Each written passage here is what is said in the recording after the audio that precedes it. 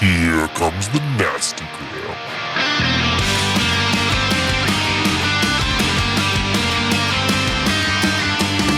Send a priest to save my soul, forget it. Welcome back to the Nastygram RPG podcast. This is the Ithaca Project. Third Law. Observer Effect. Feeling it too hard is the poison to the heart of a cynic. Now I'm waking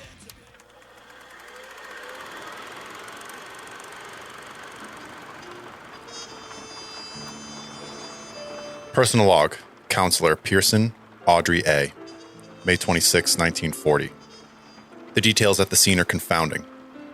It is as if we are sifting through pieces of a puzzle, with no diagram of the abstract image that represents this crime. Agent Slater and I bear a hidden burden, as we must parse out the trappings of espionage, while leading the Ithaca PD in a murder most unusual. The sergeant assigned to us is an amateur at best. He seems to have extensive medical training, enough to make me question how he ended up on the beat in Ithaca. I cannot help but linger on the warning sent to the FBI. There are Nazi spies in Ithaca. Do the spies hide behind their credentials or behind a badge?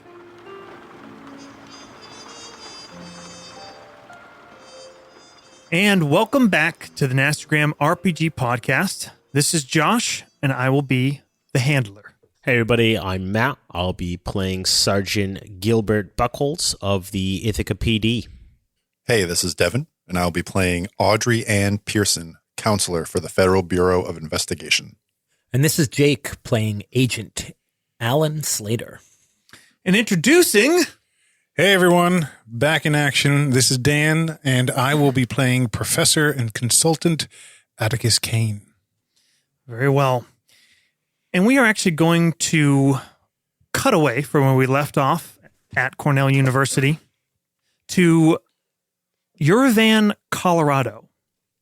Atticus Kane is getting onto a rugged truck from outside the mining site of the U.S. Vanadium Corporation. You have gone out there in your work as a consultant for the U.S. Department of Energy to take a look at some samples and to help evaluate whether the site is going to be valid for your measures.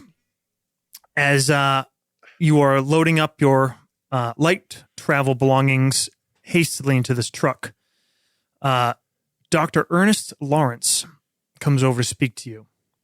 He says, well, Atticus, I appreciate you coming out here and everything that you've done. It's been, I think this is going to have what we need. Of course, Ernest, of course. It's a pleasure to be out here. I kind of tip my fedora back, like kind of revealing my face, having kept it low from the sun. Only one of 4 sites in the world that we know of that we can mine pure uranium-235. It has all the qualities I think we're going to need for the reactions that we're looking for. I'm sorry you have to leave in such a rush. I understand you've been called by assignment from another part of the federal government. He kind of like smiles curiously. That's correct. I wish I could share more, but I'm sure it'll be interesting, as it always is. Well, you're a highly sought-after man. Good luck, safe travels. He extends his hand to you. I shake his hand kind of with kind of energy and then pull myself up onto the truck and wave to him. The truck lumbers down the rocky mountain road and screen fades to black. We see a title card at the bottom. Berkeley, California, 1929.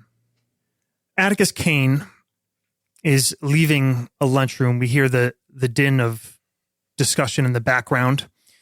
You're dressed in your normal professorial clothes, and you have just finished introducing a man named Ernest Lawrence to another scientist you know, Stanley Livingston, where they are excited to begin work together on a project that Livingston is calling the cyclotron. You've been on hiatus from the University of Vienna for about 6 months, and you are on your way back to your temporary academic office. It's late in the afternoon. As you walk through the hall, there's a man with a newspaper sitting in an empty waiting room down the hall from your office. He lowers the newspaper and looks up at you, folds it, and stands. He's in a black suit, simple but sharp, wearing a gray trench coat. He picks up the gray fedora at his side and stands as you approach, walking towards your office door. He says, Professor Kane, is it? It is. How can I help you, good sir? May I speak with you in private? Pulls back his trench coat, and you see a Federal Bureau Investigation badge at his waist. I think Kane kind of glances at it, pauses for just a moment, and then nods and opens the door and lets him in. Steps inside. He kind of takes a couple moments looking around the office as you move behind the desk, and he turns and looks towards you. He shuts the door himself. So what does the FBI want with a man like me? He says, I'm Special Agent John Fletcher. I work in, a little known and quite new branch called the Special Intelligence Service. I understand your academic hiatus is going to be coming to an end. You were working for or teaching at the University of Vienna? All the great minds, I'm afraid, are still in Europe. Well, many. They are. That's actually a bit of the matter I've come here to speak to you about. The American government is concerned at the number of minds that are at work, and some, for governments that seem to be trending in directions that are of concern to our government. Atticus is nodding. I'll be frank with you, Professor Kane. America has many great minds, but we're falling behind in areas. What if I were to tell you that there's a position open at the Berlin Institute of Chemical Engineering? Were you to apply to this program, to this position, we feel highly confident with some of your associates you would secure the position. And along with that, I can tell you for sure that you should secure a large grant to further your research and endeavors in return for some consulting and liaison duties. Well, I would say that sounds wunderbar. Matters quite sensitive. We don't intend to keep you from your work, but we wish to add to it. We understand you have connections here and in several European countries. My studies have brought me all around the globe, specifically Europe, but yes. So, specifically, what is it that you need me to do while I'm there? I have a ticket for you. Leaves in 2 days for Washington, D.C., where you'll be briefed in more detail. But what we're looking for are physicists. That I can help with. You will give me leverage to bring them here? We will. We will keep your cooperation completely discreet for both of our sakes. And there'll be a couple of my associates that are in the area that will be in contact and will assist in these duties. We'd like you to get a pulse of who's working on what and for where their loyalties lie and whose may be beyond national boundaries to the greater good of science and mankind. Atticus kind of pushes his glasses up his nose. He's looking down at his desk, sitting at the chair, and then he stands and he says, We have a deal, sir. And he offers his hand. Look forward to speaking more. Professor Kane, it's a pleasure. Dude, cyclotron better be a fucking transformer that turns into a bicycle. Also, love the transatlantic accent, Dan. Great. All right. And we will cut from there Been lying in bed thinking about shit. back to May 1940, Cornell University. We'll pick right back up in Landry Hall. You've reconvened in Dr. Fritz Zwicky's office, where you've made discovery, you think, about possibly some missing files related to Dunkel Materie, or what did you say that was, Devin? Dark matter. Say, does that mean anything to you? Dark matter? Never heard that. As you're discussing, Officer Sheffield comes up from where he was walking the halls, and Sergeant Buckholtz comes downstairs from the roof, where he made a bit of a discovery himself. Sergeant, officer. Yeah, it's just doing my due diligence. Check the roof. Looks like a lock was picked up there as well. On the outside? Yeah. Nice work, Sergeant. So I guess we know how our perp got into the building. And we know how they got out. Downstairs, right? By the stairwell. All right, so let's retrace this, right? They climb up to the roof. They pick the lock. No one around to watch them. Come down here, go through this office, take something called dark matter. Something is different about this room. I point to the file cabinet. Name of the file they took. Okay. What's different about this room? Look at the way that this person went through these files. This was methodical. What we saw downstairs was chaos. It looks like either two people or one person in two different states of mind went through. And if they found what they were looking for here, why would they go through and toss the lab? I think maybe Dr. Zwicky or Dr. Laporte, maybe, they knew something was coming or someone was coming. They grabbed the files. They tried to flee. Maybe made it only so far as the lab downstairs. I don't know. It's a possibility. What's confusing me is the path. So they went downstairs. They got into that office or that workspace just by walking through the door. But the door on the other side of the workspace was locked. And the chair was on the inside. So it's almost like whoever went into that office didn't want anyone else to come in and disturb them. It's honestly not making a lot of sense to me. I don't know. There's still two people we need to talk to. I'd like to talk to Oscar, the night watchman. I'd like to know what condition he found the room in. And then we need to obviously talk with Dr. Gibbs. I think he might have more of a broad insight as to what's going on and who might have done this. Do we know if that security guard's still on campus? Sheffield speaks up. He goes, yeah, he actually has a residence on campus. Night watchman, I guess they provide him with housing of some sort. He pulls out his notepad. He's like, I got it here. It's at the other end of campus. Well, it's been a long day. I'd say we turn in pretty soon. A lot of travel. But you want to talk to him while it's still fresh in his head? I'd like to. All right. Why don't we do that and then turn in? What do you say? Sarge? It's your show. Sheffield says, Let's go, Sheffield. Sarge, what about the body? We're going to leave it here?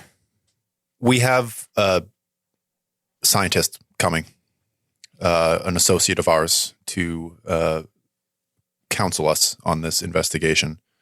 We'd like him to see the scene as well. If it's all right, we could leave the body. So you do autopsies? No, but he might have some more insight that... I mean, no offense there, Agent Pearson, but you can't exactly leave a body just sitting around room temperature.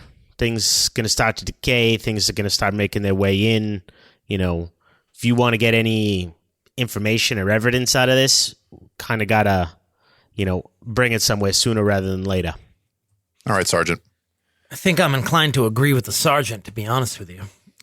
I worry about how it looks if we leave this guy here for another day.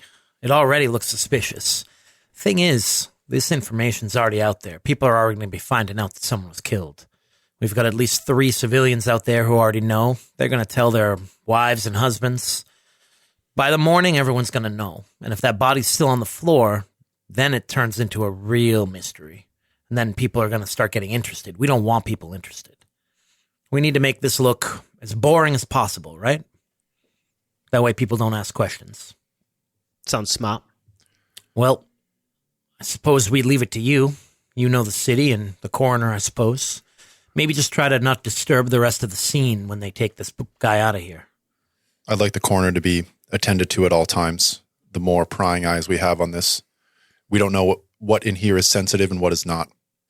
Matt, Buck obviously knows, in Ithaca, there's a couple morticians. Yeah, he explained that to them earlier. He's just gonna, he's gonna take it as they're not exactly listening to the local guy when he's trying to break things down for him. So, yeah, sure. I'll call the coroner and have him come down. We'll bring him on down to the morgue that we got here in Ithaca, and we'll make sure that we have it guarded and locked up for you there.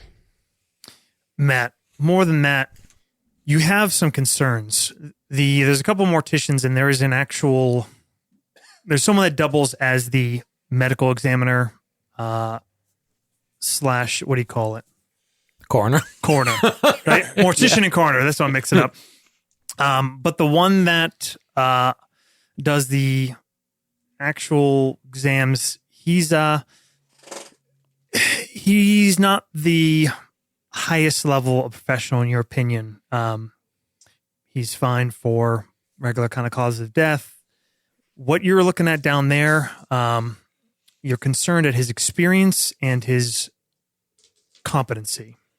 He's basically a failed doctor working as a small town mortician who's an alcoholic. Do you see flashes of yourself, Matt? Absolutely not. He knew when to get out. To be honest, from your interactions with him in the past, with a couple accidental deaths, you think you have better medical knowledge than he does. So after he'll do that little monologue and look at you sort of with one eye slightly closed and an eyebrow raised, like, remember where you are. I think you're cracking a joke about having him guarded, but I actually don't think that's a good idea. Like I said, you start doing things not by the book, it looks suspicious. Guarding a corpse looks real suspicious. Listen, this is a university that is doing cutting edge research. They need not know what that research is, but the things in here are intellectual property. There are methods, names, perhaps of people that it's all. This is all personal information. This is private information. This should not be uncommon for someone to go into a space with locked doors and security clearances and not expected to be attended. They don't need their hands held, but they need to be watched. I'm talking about guarding the body after the fact, when they're moved back. Well, yeah, the cause of death is extremely unusual. It's not even that. Like I said, we don't really have a corner like you do in the Apple. All right, we got a couple morticians. I guess by the technical standards, he call him a medical examiner, but if you can't fix the living, then kind of wind up trying to work with the dead, if you know what I'm saying. So it's likes to hit the hooch a little bit too. So if you want to keep things quiet, he's really not going to be a guy. Tom Doyle. I say, well, Agent Pearson, I don't know what you think. I think that's your call, Sergeant. You pick the man you think's right for the job. You said you got another fella coming in with you, right? You want him to take a look at the body. I mean, I know you guys have access to all sorts of things. He's certainly going to want to see the body, but doesn't have to be here on site. Oh, no, I would recommend that before we leave here, we make arrangements to, I'll make arrangements to deal with storing the body. Sounds good. Well, let's go talk to the security guard. That shouldn't take more than a few minutes, and then we can head on out of here. All right. Sheffield and I'll make some phone calls. I'll meet you down there in a few. Roger. As Agent Pearson and I walk outside alone, I say, what do you think of them two? I know Sheffield's been on the force for some time. I think he has a bit of a chip on his shoulder. But the way he reacted to the scene, his intestinal fortitude, I think, is some to be desired. I'm not sure about the sergeant. I don't think we fault him for that too much. It was a pretty gruesome sight. It was. You never know. You know, it's tough when you walk in and you don't expect something like that, especially you never seen it. But, you know, Sergeant Herbert, he's seen it. I could tell. I wish he would be more upfront. He seemed to obfuscate his medical knowledge. Are you planning on making some calls back to Washington? Yeah. I suggest that we do a background check on him. Make sure his story from Boston checks out. I'd like to take a look at some of his case files too. Let's make sure this spy we're looking for isn't right under our nose. The game master wouldn't do that to us, would he? So with Buck still in the room with Sheffield after they leave, listen, Sheffield, you heard the chief. Nobody else can know about what's going on in here, right? I need you to call him. I need you to set up, I don't know, something. Find, what's the name of that place that closed down that's got that freezer? Hands. Noodle bowl. Yeah. Nah, they didn't have a big enough freezer. Deep cut! The slaughterhouse? Halloran's? Yes. That might be perfect. See if you can get the chief to, I don't know, get clearance. I'm not sure what these FBI guys are going to want to do. And if I'm not wrong, there's more to this than the leading on. You know, you had that Slater talking about treason or national security. Yeah, I mean, I got it, Sarge, but I mean, who's going to look at the body? You know, Doyle's a hack. Yeah, I know. He thought the Kipling kid was drowning. He aspirated on his own vomit. Yeah, well, you know, one day that's going to happen to him. I'll take care of it. Just don't say anything to anybody else besides the chief about this, all right? All right, got it. I'll chase that down. I'll get the body over there, get it fired up. We'll get it cleared to the chief. I'll take one of the guys here. They got a motorcycle unit I bumped into here too. So, why don't you take the car and I'll roll with the guys outside. All right. Good luck. Make sure you stay vigilant. We don't know what kind of serial crushing linebackers could be out there with tiny hands. And he'll wink at Sheffield. Fucking FBI. He laughs, but you sense some nervousness in his voice. Like he's a little disturbed by the scene still. Not just because it's brutal, just because it's brutal and strange. Cut back to our two FBI crew. You're walking down the quiet halls of Landry Hall, and you go back out the front door, and fuck, anybody remember the name of the cop I had out front? Shitty game Leach. master. Leach? Leach. Nice. Yeah, Officer Leach. Okay. You go out the front double door, and Officer Leach is there, and there's another man next to him. He's a older man, probably in his maybe around 60, early 60s. He is wearing a suit. His top collar is undone. He looks pretty agitated. He's a taller, broad-shouldered man, probably fit in his day, now turned to kind of paunchy, but definitely has an academic air about him. He wears small, wiry glasses, and he's kind of pacing a bit. And as the door opens, he kind of turns swiftly, his hands locked together, and walks towards the two of you. And he says, are you with the FBI? We are, yeah. You must be... Dr. Gibbs, Dr. Roswell Gibbs. Agent Pearson. Agent Slater. Officer Leach here has been preventing me from entering the hall. I really must check in on what's happened there, what's been disturbed. We can discuss more. I know you'll have questions, as do I. But I have not been able to go in since whatever occurred. I know what happened to Dr. Laporte. I know that he's dead.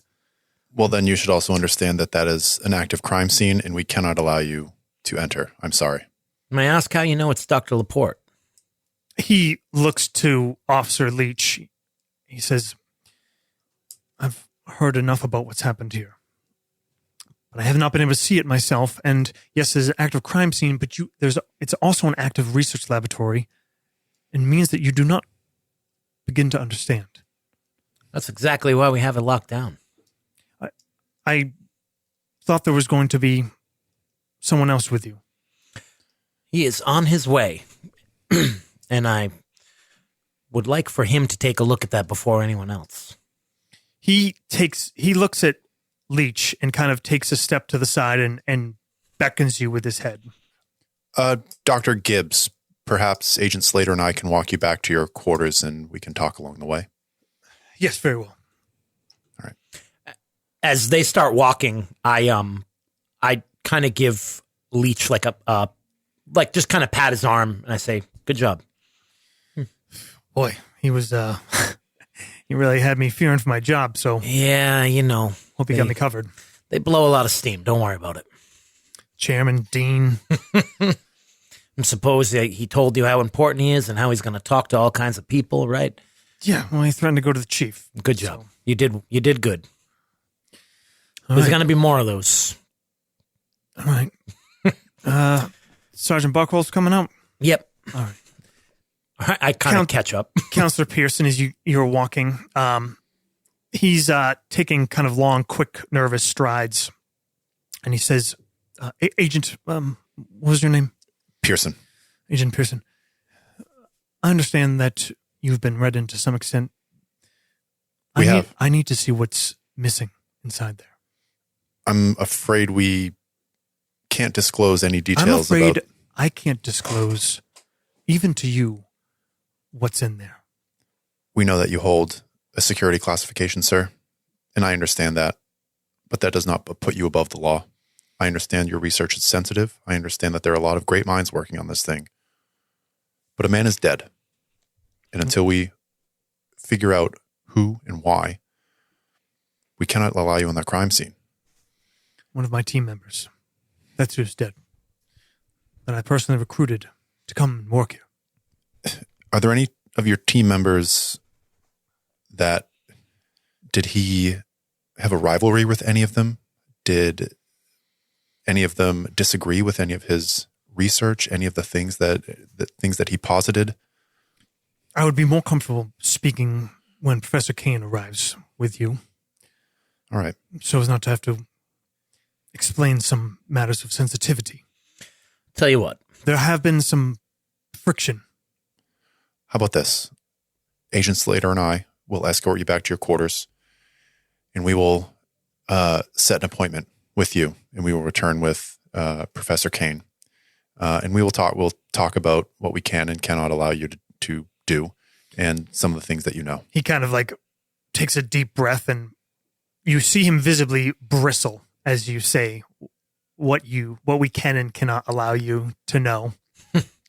And he says, I know my way. Roshan Hall right there. Doctor, you'll be the first stop once Dr. Kane arrives. We'll come see you right away. I expect I will be in my office. Agents. And I'm sorry about the loss of your friend. As am I. He turned and... Does he seem... He seems... give me a human roll. And you can as well, Audrey. 69. That's an auto pass, right? Giggity, giggity. Fail for me. I got a 94. Agent Pearson is off put by this guy, I think. Okay. You can both check your boxes for failures, and just so you know, keep doing that. You only get one checkbox. So if you fail the skill, it doesn't add on to that. At some point, we will get to a moment of resolution. How Delta Green kind of advances mechanically. It will be a little compressed in the timeline that this investigation is going to take place, but we'll discuss how we're going to do home scenes away from home when we get to it. But for now, Dr. Gibbs turns and exits. You meet back up in front of Landry Hall as Sergeant Buckholtz exit.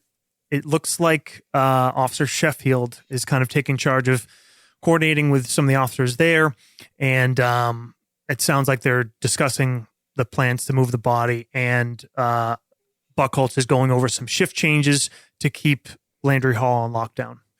Sergeant Buckholtz, I have a request, if you would hear it. 1 minute. Yep. At Sheffield, make sure you get everything lined up the way it needs to be, okay? I got it, Sarge. Your point on it. Sorry, Agent. What was that? She straightens her jacket. We spoke with Dr. Gibbs. He seemed agitated. He seemed eager to enter the scene, and we need to make sure that does not happen until our associate arrives. Is there any way, Leach, make sure that make sure that what Dr. I was Gibbs just doing. Great. Shift Thank change, updating everybody. Don't worry. I got my guys under control there, Agent. Thank you. Your man on the door did a good job there. Just because we're a small city doesn't mean we're all incompetent here. You wanna ride down to Bailey's? Oh, Sarge, before you go, he turns and he pulls a sheet of paper out of his notepad. He goes, that's info for the night watchman. Thanks. So the three, you're going to head down to talk to Oscar Bailey? Yes. Okay. Real quick. All right. You go down there. Cornell is a pretty large, sprawling campus, so you hop in the squad car, patrol car, and head down further towards the bottom of the hill, kind of close to some of the admin buildings you entered, past a couple of the dorms. It is very, very quiet here. Can all three of you guys give me a alertness roll? 17. 64, failure. 33 under 60. 33. Okay. That is a critical success. Slater, as you guys are having this discussion, splitting up and getting over to the squad car, you kind of just get this feeling, and you sort of just turn that, just a little bit of unease. You're kind of standing there looking around. Buck, you're over at the driver's door. You open the door and you see Agent Slater's body language, and you look kind of across, up and past him, and for a moment, you think you see a silhouette up on top of a building. The headlights of the other patrol car with Sheffield and one of the other officers kind of drives past and kind of blinds you for a second. And as it passes and you kind of look and you take a couple steps back around the car, you look back across, it's gone. Was it on Landry Hall? Roshan Hall. And that's where Gibbs is at, right? Or is Yep, it's the building not beyond with the dead body? Not with a dead body, beyond Landry Hall. And I saw him on the roof? You think so? You think you saw a silhouette up there? Huh. Maybe Sergeant, are you all right? Yeah, I think so. It's kind of been a long night. Slater, Let's go. you kind of look at Buckholtz, and there's just sort of you guys make eye contact for a second, and there's a bit of a shared look that passes between you of just sort of like a little bit of an unease, a little bit of a hair on the back of your neck. You didn't see anything. You're not sure of anything, and you're not positive what you saw, Buck, but you look back one more time as you get in the car. Screen wipe to knocking on the door, and a few seconds pass. You hear a voice say, who is it? Who's there? It's Officer Buckholz, Mr. Bailey. Yeah, We're here yes. to, thank you. Here with two agents. We're here to talk to you about the incident this evening. If you could open the door. You hear footsteps. You hear like a light thud of something, footsteps, and then a lock and a chain being pulled away. And then the door swings open. See a small, simple kind of living space. There's a table, one light on. You see a bottle of whiskey and a glass with about a quarter left in it. And see a man, maybe around 50 years old, round face, a little bit flushed. He's still wearing his work pants. You see off to the side his uniform shirt hanging, kind of thrown over a chair, and he's just wearing kind of a wife beater underneath. Looking past him, your eyes sweep across. You see a Ithaca firearm shotgun leaning against the wall near the table, and he says, "Yeah, I didn't know if you folks would all be coming down tonight. I spoke to Officer Leach a little bit earlier, but he said somebody else would probably be by." Mr. Bailey, we're sorry to disturb you at home. I know you had quite a day. We were hoping we could get your story again, but if it's better, we can come back in the morning. No, it's fine. He kind of like moves around, sort of without direction for a second. Do you want me to put on coffee, a drink? Actually, I'll take a glass of that on the table if you don't mind. Sure thing. He walks over and grabs a glass from a small little sink area and pours the glass. Is there room for us to sit down? Buckholz will like make his way in and sit down on a couch or a chair or something. Yeah, it's basically kind of a like one kind of open living space, kind of a dining room, living room combined area. You see an open doorway with a bedroom beyond it. I'll sit at the dining room table or dining room chair. He's trying to make him feel a little less at ease, a little bit more like that, friendly local officer kind of thing. More at ease. Yeah, exactly. Okay. All right. Slater pulls out a chair for Pearson and then sits down. Pearson's gonna stand. She sees the shotgun. She wants to position herself so that she is between the shotgun and Oscar. Okay. And she's leaning on the wall sort of casually, and she has her right hand on her hip. Okay. The shotgun was kind of in reach to where he was sitting. Could I move it while he was pouring the water?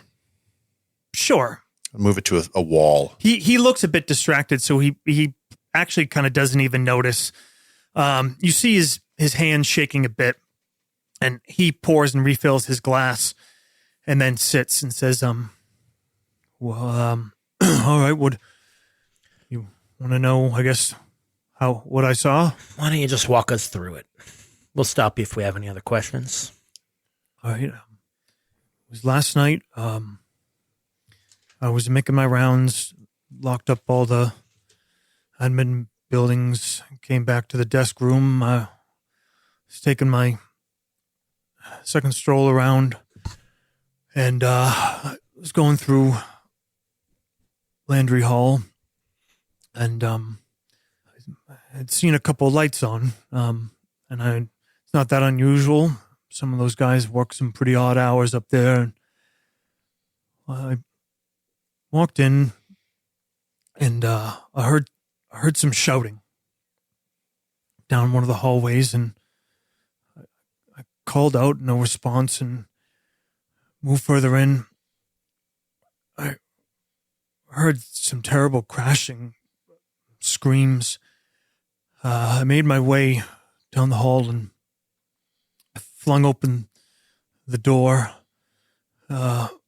Inside, well, you saw the lab, the workshop. It was trashed.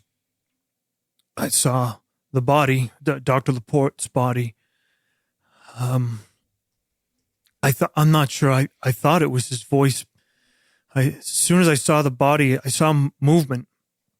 The door at the far end was swinging closed. I didn't know what to do. I ran towards the door, flung it open. Whoever it was fast. They were already making their way out of the building. As I got to it, I got to the door. I looked outside, and then I heard another noise from upstairs. And I looked out.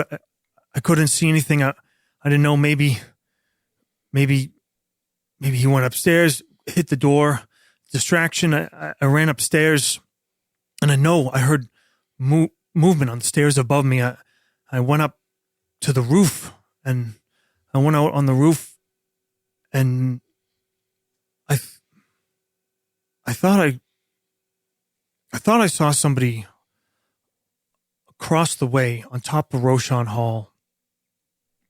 He went off the backside, but there was nobody on the roof of Landry. I looked around. I didn't see anything.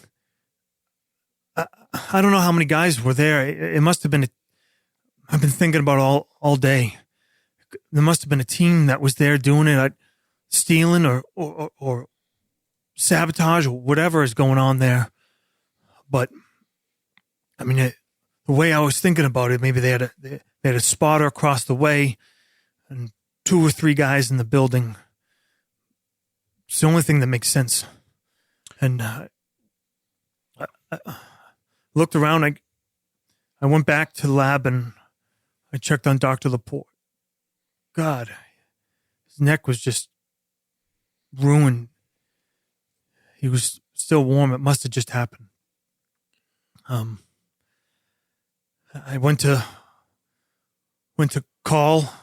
I saw the blue light come down on the call light. And, a squad car was there within 10 minutes after I made the phone call. I showed him what happened.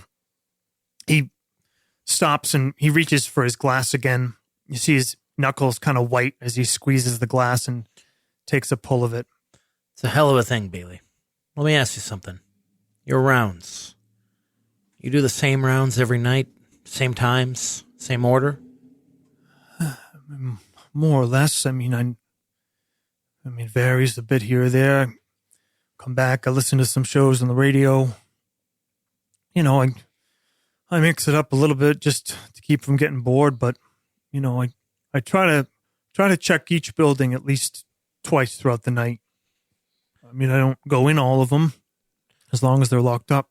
That night, did you mix it up at all? You think you're on a pretty consistent schedule? He kind of reaches up and rubs his head. To be honest, I guess I probably went to Landry sooner because the lights, those are the only lights I saw up at that part of the campus.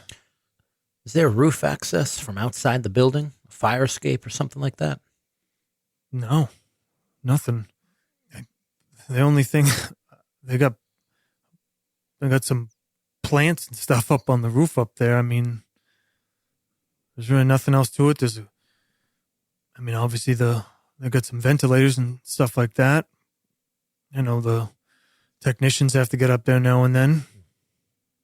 But no, there's no fire escape that leads up to the roof. Agent Pearson, any questions? Just a couple.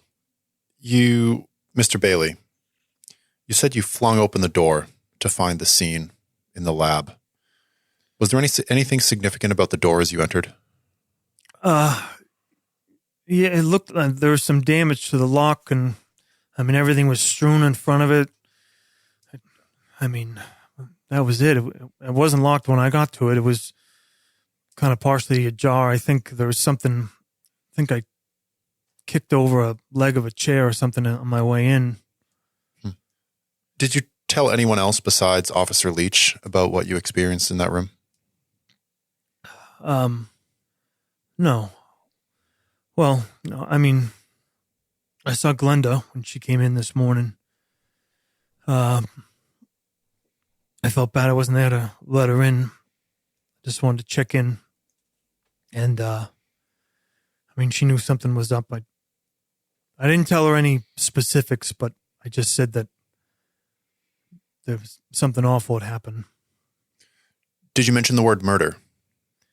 I didn't, but I mean, she might have already got an idea from the cops around. I don't know. We didn't talk much. I don't think I said anything about who it was or anything. I don't know. He reaches forward and grabs his glass again, drains it. You said you heard arguing in the room. Maybe one of the voices sounded like Laporte. Is that right? I thought he stops for a second and kind of squeezes his eyes shut. I thought there was two voices. I thought I heard someone. I thought I heard yelling in German. Two voices. I thought one was Laporte. But Laporte's German, right? yeah, he is. I mean, a few of the professors are here. They're not all bad.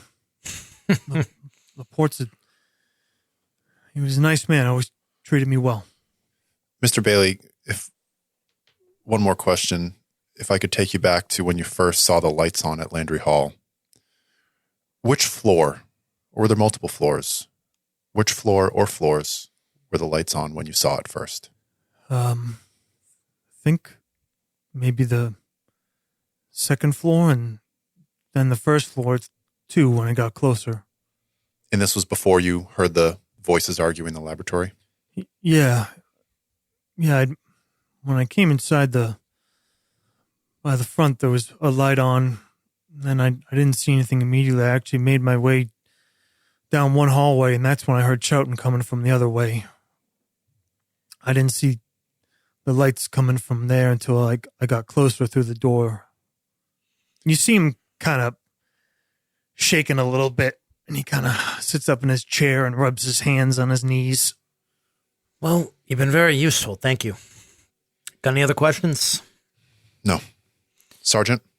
No, ma'am. I got one more. Might be a long shot, but you heard arguing. By any chance, did you hear anything else? Maybe something that didn't sound significant at the time, but you hear anything that sounded like machinery? No, just something crashing.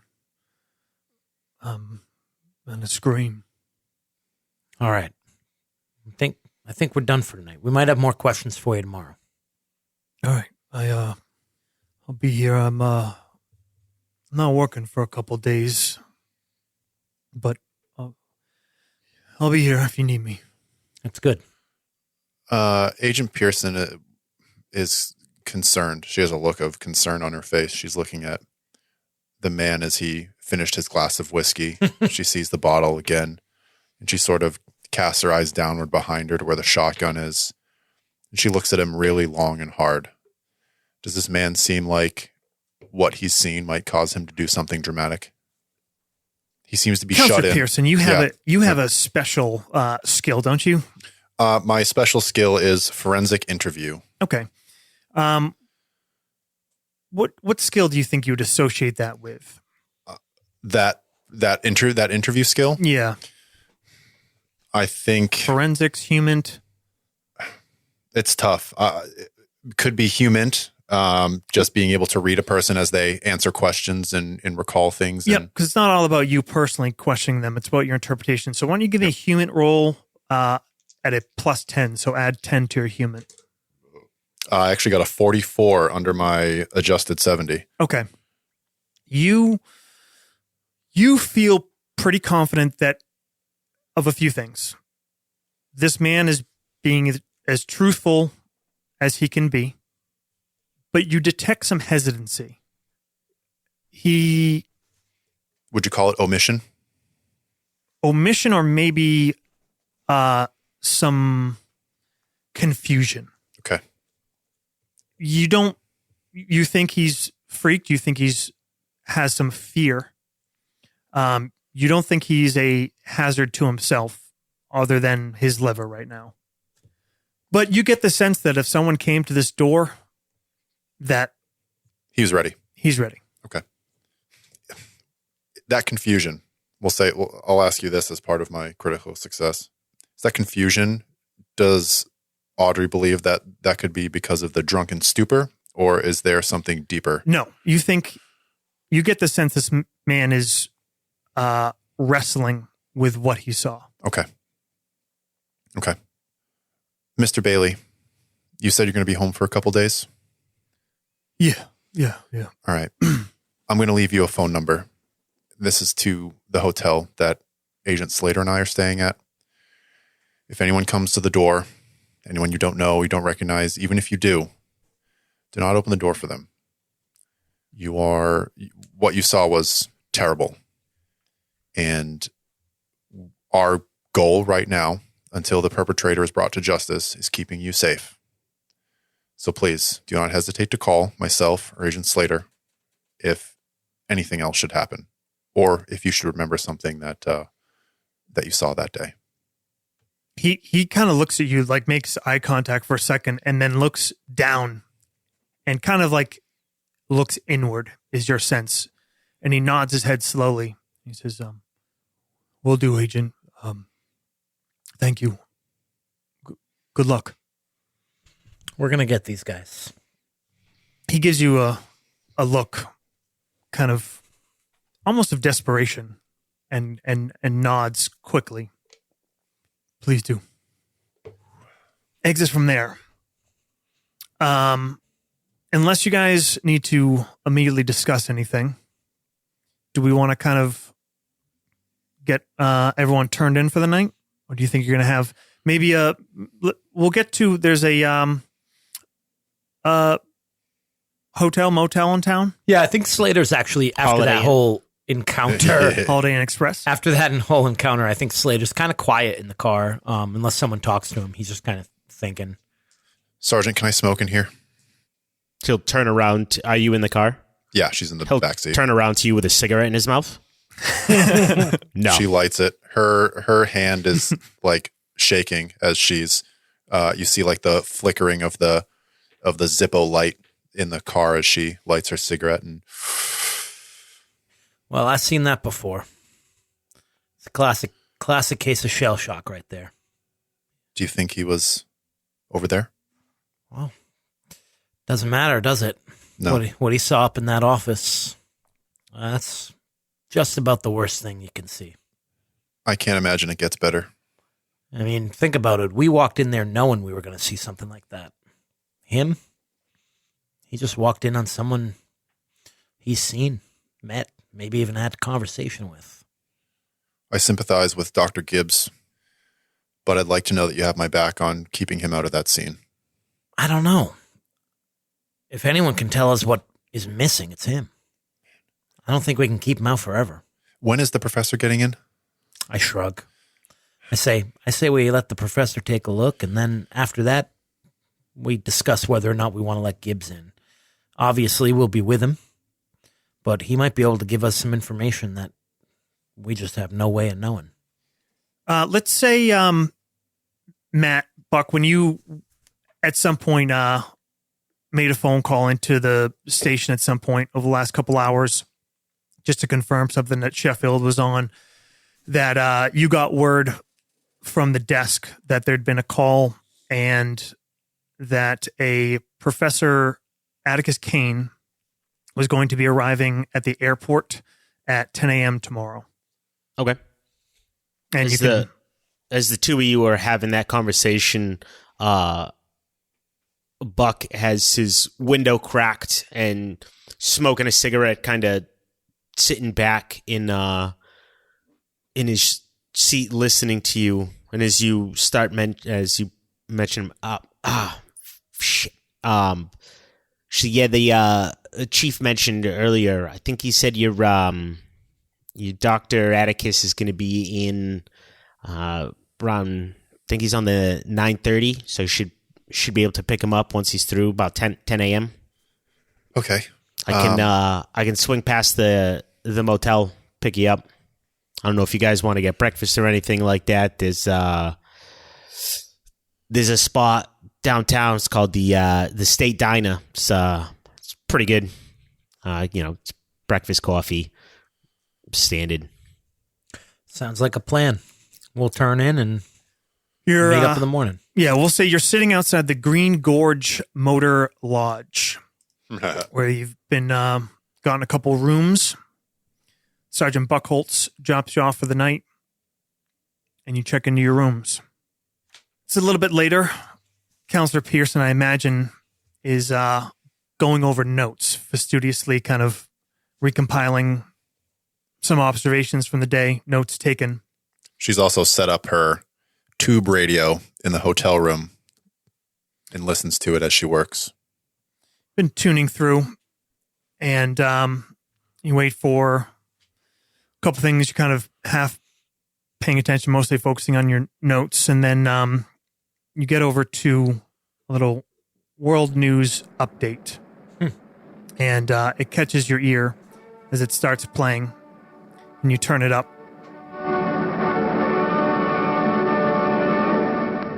Das Oberkommando der deutschen Wehrmacht gibt bekannt. Die große Schlacht in Belgisch und Französisch Flandern geht mit der Vernichtung der dort im Kampf gestandenen englischen und französischen Armeen ihrem Ende entgegen. The German High Command announces the battle is coming to an end and the British and French armies are being destroyed. The British army is deserting its weapons and is retreating to the sea. Sein gesamtes unübersehbares Kriegsmaterial. And we fade to black. Everything's going great. It's going to be fine once the fucking bicycle transformer shows up. He's going to win that war. We will jump ahead to the next day. Let's say that Sergeant Buckholtz made his rounds the morning, confirmed a few things.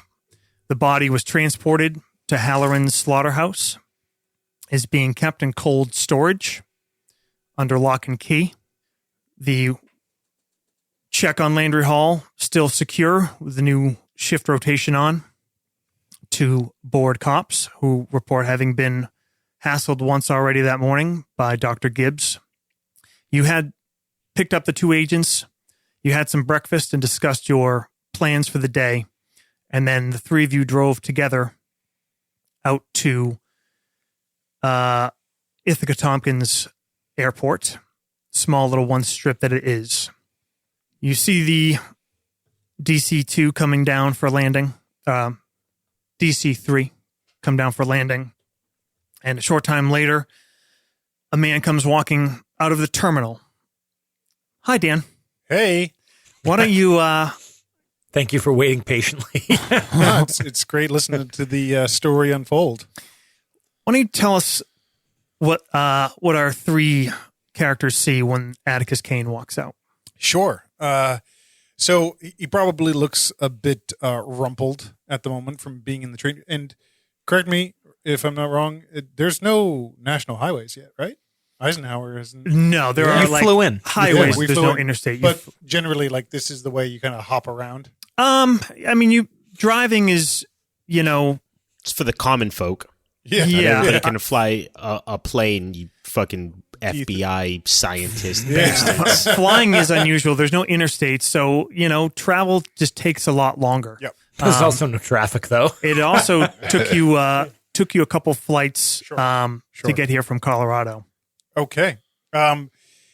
As you see this kind of man walk through the airport, Atticus Kane has black hair. There are some streaks of gray now running through it.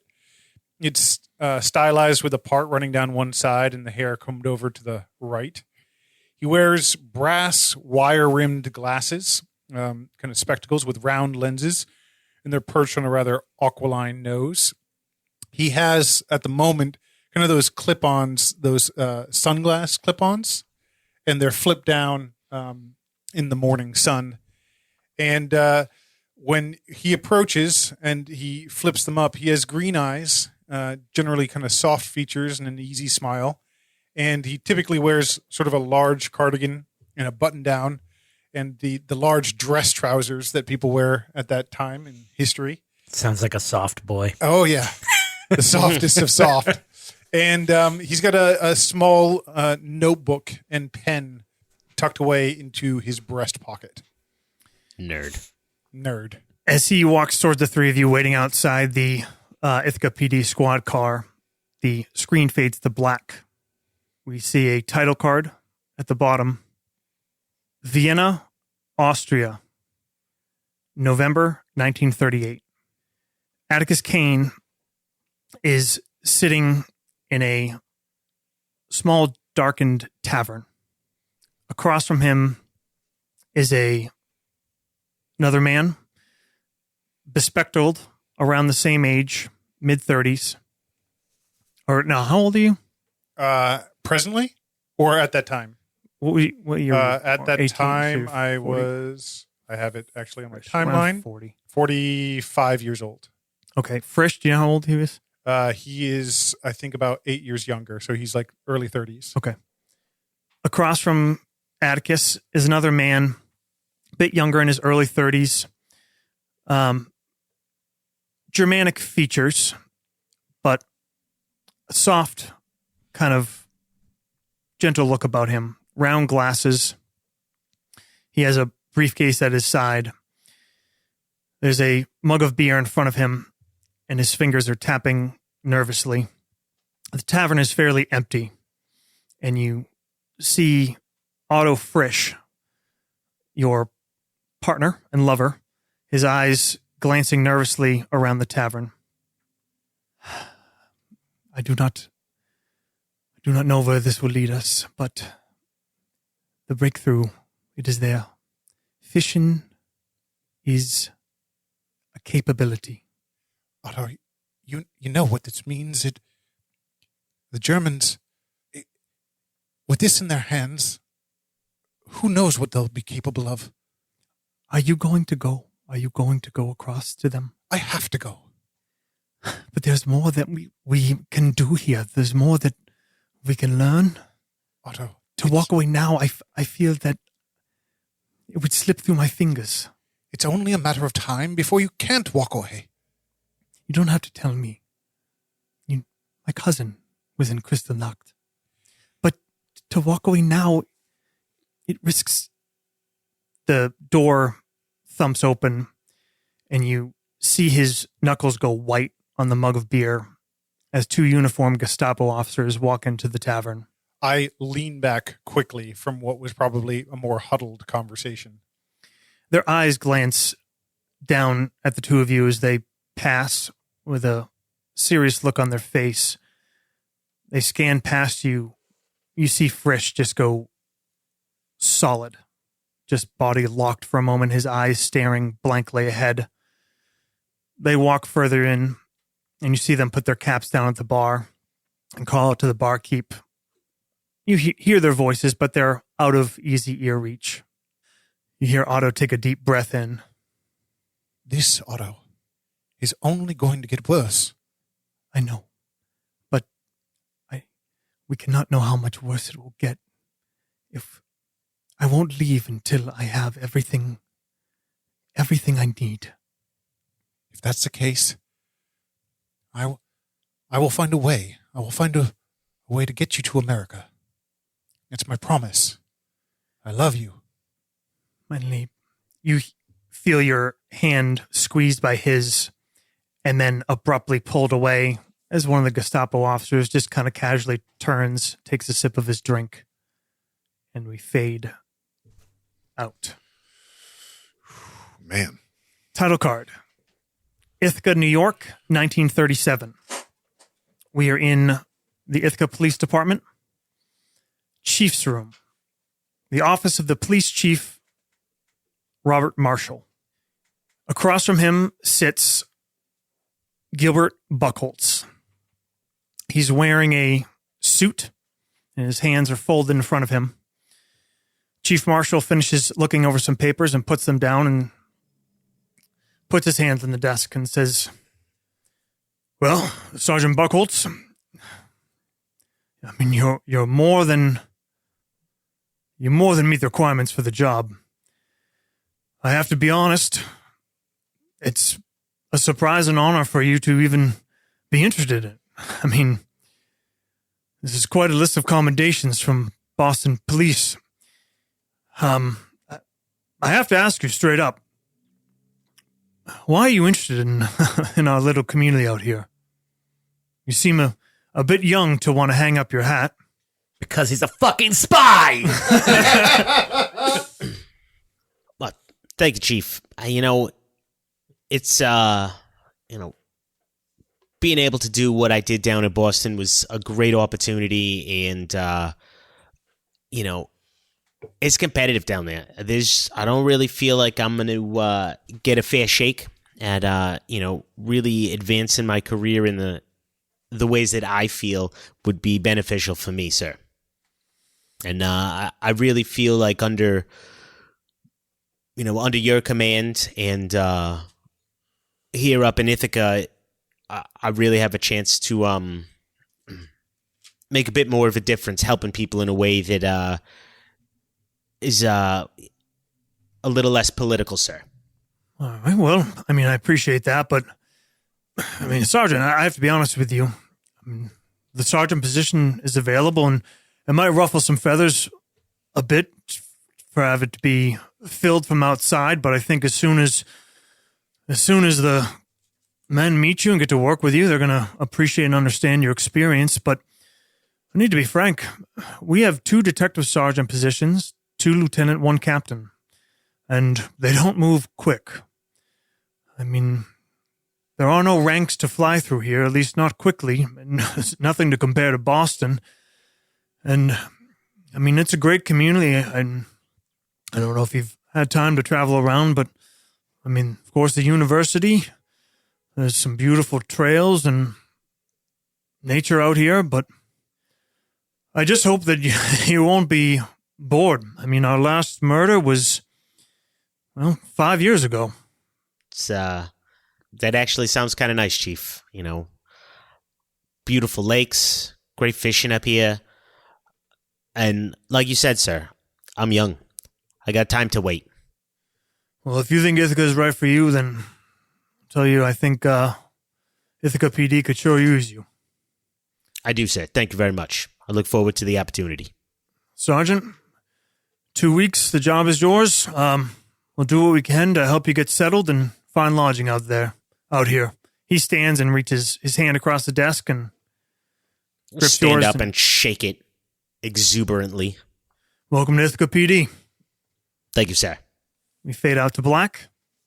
His handlers will be thrilled. Also, you said he looks like Dolph Lundgren, who is always a bad guy. Always a bad guy. It's not always a bad guy. You guys don't And know he's- Dolph Lundgren's filmography very well. You should really update yourselves. And he's always like very unassuming because the MRFer has like multiple PhDs. So he's a conniving.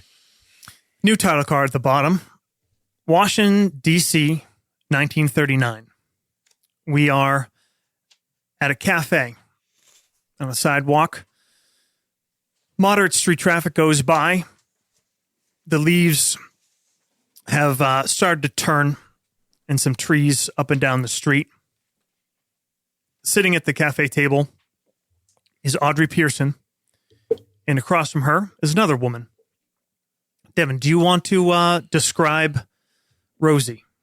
Yeah, I imagine Rosie is about as tall as Audrey, 5'6", 5'7". Sort of round face and like this short, bright red hair that sort of flares out just at like the top of her ears. She has bright green eyes, a smile that lights up a room in this very overt, charismatic disposition. Audrey as a sort of is equally as positive in her everyday life, but is sort of reserved. but Rosie, Helen, is just always exuberant. Well, darling, congrats to your 2 years with the Bureau. Is it everything you thought it would be? Honestly, I had no idea what I thought it was going to be, and what it is even further from that. She looks across and down the street at the imposing edifice of the Justice Department. She says, darling, I have to be honest. I do enjoy these trips, but I've considered it, but I just cannot envision my place. I cannot envision myself living here. I mean, you can smell the bureaucracy everywhere you turn. Don't you miss Chicago? I do, but there are other things outside of D.C. We can go. Delaware is very nice. The boardwalk on New Jersey, New York. Delaware. As you were talking, a couple people in suits are walking out, hands in their pockets, talking. A couple of gentlemen walking out from the Justice Department. You recognize them as 2 FBI agents. And as they walk past, they kind of glance down at you, and one of them says, Counselor? Agent. And their eyes glance across to Rosie, and you see her hand tense on the glass. And they kind of give a curious look at you both, and then walk on into the cafe. Audrey's hand reaches across the table. It's okay. Rosie kind of pulls her hand back for a second. She says, darling, this place is not Chicago. I know. But can't we just bring a little Chicago here? We can try. Thank you. Listen, my flight, it got moved up. Leaves pretty early tomorrow, so why don't we stay in tonight? Sure, yeah. Anything. We can listen to the radio. Sure. Screen fades slowly to black. Title card. Washington, D.C., July 1937. We see Alan Slater walking alongside a young woman in her late teens, maybe 18, 19 years old. There's a clear familial resemblance in their facial features as they walk up to a ice cream stand on the National Mall. Alan passes across some dollars and coins, and your daughter Elizabeth takes a ice cream cone and kind of raises it in mock salute to you. And she says, Special Agent? Yeah, I mean, it's weird having people call me Agent all the time, but... It's pretty cool, Dad. You turn and you're walking down along the mall, getting closer to the Washington Monument. So, I mean, any cool cases you can tell me about? Well, yeah, I could tell you, but then... You'd have to kill me, right? No, they've mostly got me behind a desk lately. There's not much going on. I might be going to France. France? Yeah. Really? Well, picked up quite a bit of French working the border, so they looking for agents who speak French. Want to head over there. Figured maybe your whole man can get a little bit of culture. What do you think, Dad? Do you think maybe you'll spend any time in the nightlife out there? Kidding me? I dealt with French women in the war. I'd take the Germans any day. Dad, your apartment, I mean, you could use a woman's touch. Started cooking. Did you? For myself. Oh. Yeah. I can only imagine. I'm going to cook you dinner. You'll see. All right. We're going to make it out to the fireworks, right? Sure. I'm glad the weekend turned out well. Her face kind of gets dark for a second. She stops, kind of takes a lick of the ice cream cone. How's your mother? She really didn't want me to come this weekend, because of Brandon's 5-year anniversary, and she didn't want me to be here with you. Well, I'm glad you came. I really appreciate it. She reaches out and grabs your hand. Dad, you know it's not your fault, right?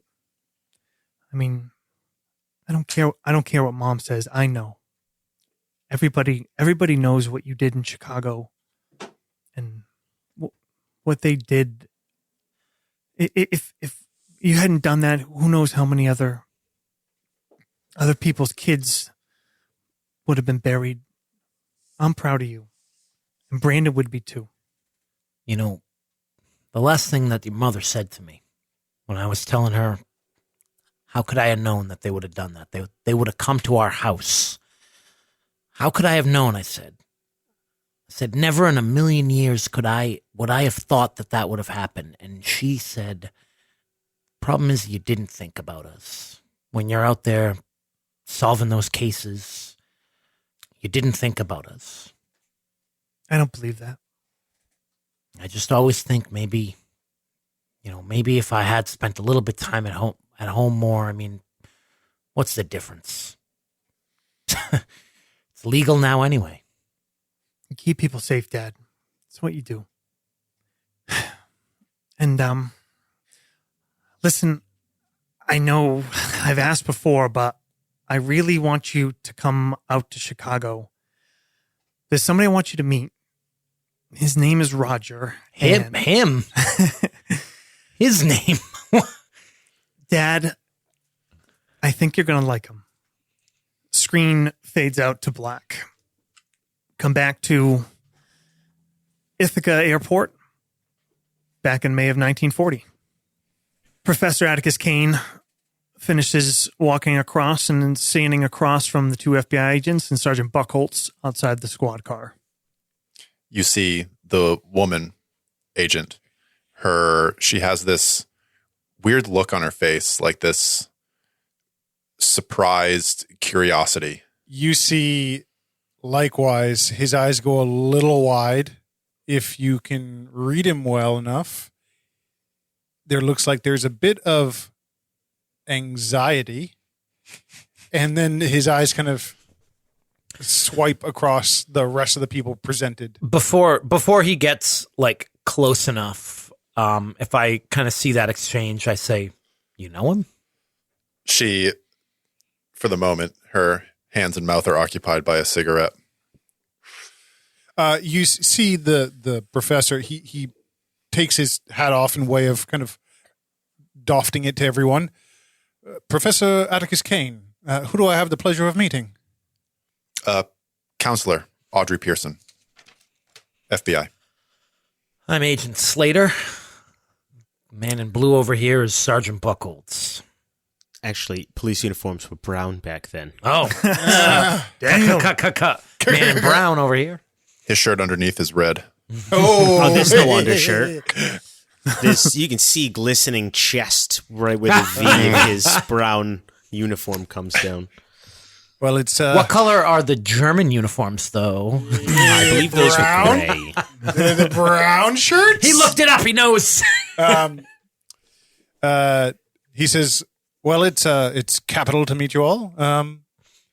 How can I be of assistance?" Oh, you walked into it. Come on. He kind of picks up his suitcase again after shaking all of your hands and kind of walks with a kind of a quick pace, but in sort of a nervous energy. Can we, as we get in the car, I say, is it Dr. Kane? Is it Doctor? It's a formality, whatever you choose. Professor, Dr. Kane. You can call me Alan. Terrific. Tell me something. What kind of security clearance you got? In regards to the FBI? Is there another kind? I work also with the Department of Department of Energy here for the United States, and I have been around a bit. I apologize. I have received very few details on the matter. Can I ask why I'm here? You're here because we're looking at a bunch of science that we don't understand. I see. Well, if it helps any, I have what they call clearance X-ray. I nod as if I know what that means because my character does. You've seen it in a couple places. You've seen it on Roswell Gibbs on your dossier. You don't see it many places else at all. I say, well, that's higher than our boss, so I guess it's good enough. Is that Special Agent Butler? That's the one. Yes, I've met him a few times. Good chap. I look over towards Pearson and I say, why do they give all these scientists such high clearance and not us? Oh, I'm sorry. I'm a mile away. I think they like to protect their intellectual property. If average Joe Schmo gets any of this stuff, we wouldn't know what to do with it. We'd disseminate it, and someone loses thousands of dollars. Makes sense. I might go around saying words I don't even realize that they're important. Words like dark matter, that mean anything to you? Atticus Kane looks at you closely. Yes, I know the concept. Is that what you're working with here? That's what was stolen. Excuse me? And the screen fades to black. See you next week. Wow. Good stuff. Yep. Man.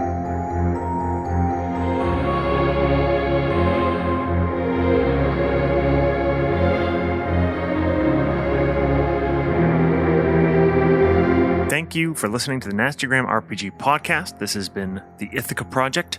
Our intro music is Walkin' with Michael Douglas by Wilhelm Scream.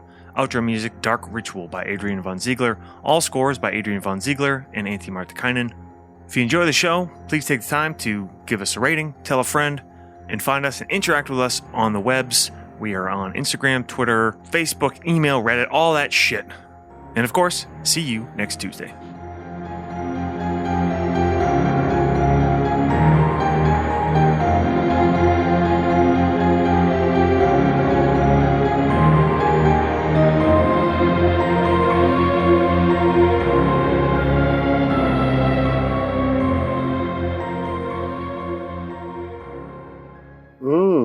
That's nasty.